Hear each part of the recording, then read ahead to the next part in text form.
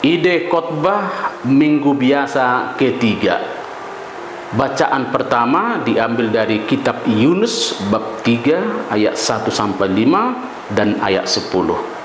Bacaan kedua, surat pertama Rasul Paulus kepada umat di Korintus bab 7 ayat 29 sampai 31. Injil diambil dari Injil Markus bab 1 ayat 14 sampai 20.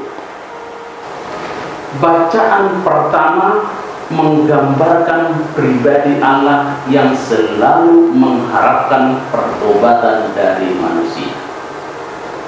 Pribadi Allah selalu punya inisiatif dan partisipatif untuk menyelamatkan manusia.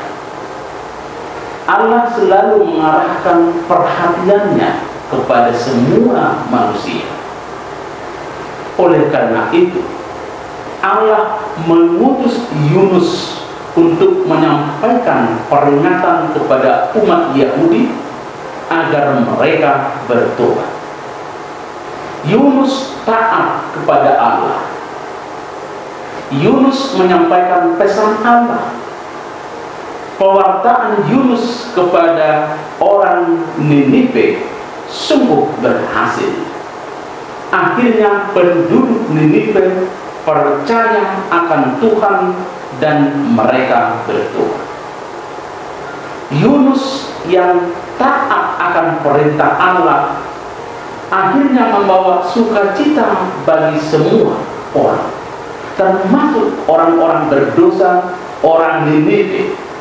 Ketaatan akan Allah membawa keselamatan bagi banyak orang.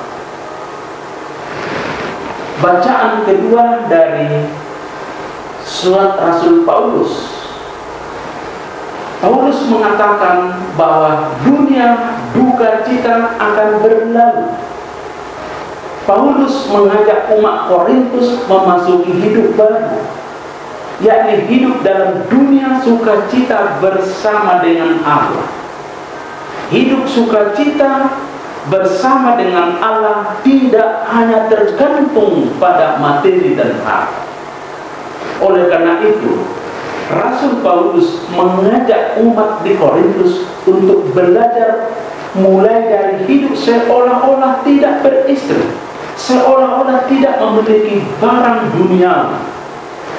Belajar terus-menerus akan membuka kesempatan mengalami dunia baru tanpa tergantung pada materi. Injil menggambarkan bagaimana Allah hadir di dunia ini secara nyata. Allah datang ke dunia ini lewat putranya untuk menawarkan bentuk kehidupan baru kepada manusia. Allah akan bersama dengan dunia. Allah meraja di dunia. Kerajaan Allah hadir di dunia. Maka dari pihak manusia perlu menyambut kehadiran Allah dengan berani meninggalkan dunia lama. Andreas, Simon, Yakobus, dan Yohanes berani meninggalkan dunia lama dan masuk pada dunia baru. Dunia di mana Allah hadir lewat putranya. Mereka masuk ke dunia baru dengan bertobat dan mengikuti Yesus. Keempat murid Yesus, Andreas, Simon, Yakobus, dan Yohanes ini bersedia dan taat akan perutusan Yesus. Mereka setia memberitakan Injil Allah sampai akhir.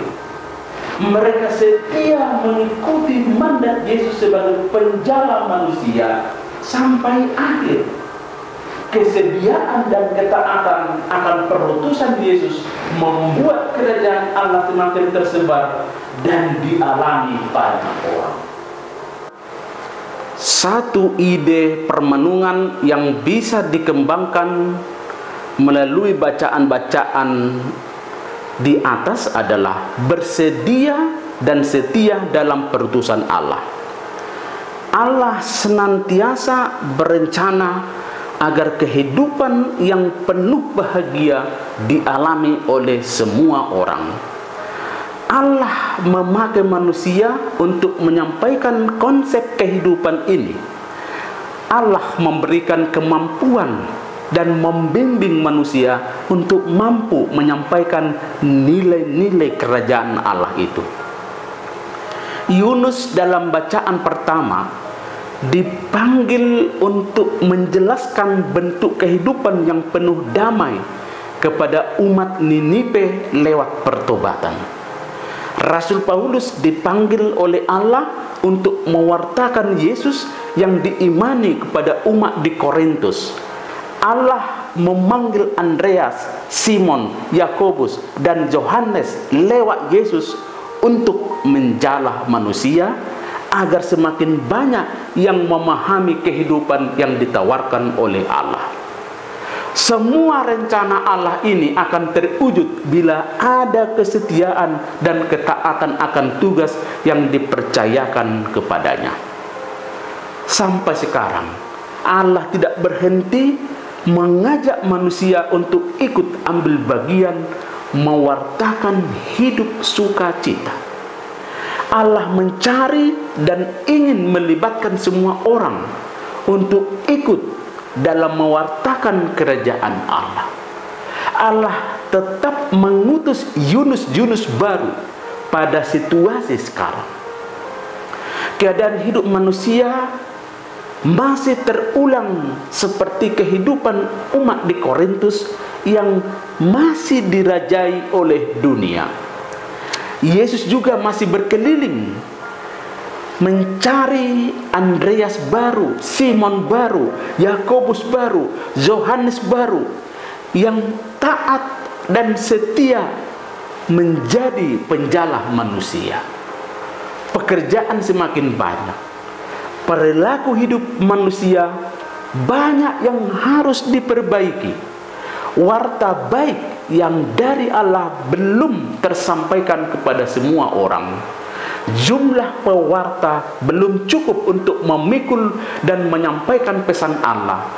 Masih dibutuhkan banyak orang untuk ikut terlibat memihak rencana Allah. Pandangan Allah sekarang masih tertuju kepada kita semua. Dengan caranya yang berbeda-beda, Allah memanggil kita semua.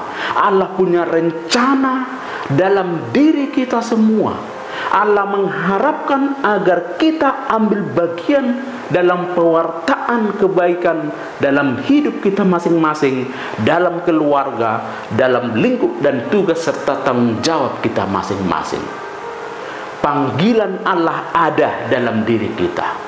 Allah pasti mengharapkan sebuah pewartaan dari kita semua seturut rahmat dan kemampuan yang kita terima. Maka dari kita diharapkan kesediaan menanggapi panggilan Allah, kesetiaan melaksanakan panggilan Allah seturut porsi kita masing-masing, dan kemauan menjadi penjala manusia. Moga-moga kita semua menjadi manusia yang bersedia taat akan panggilan Tuhan melalui pertobatan kita. Amin.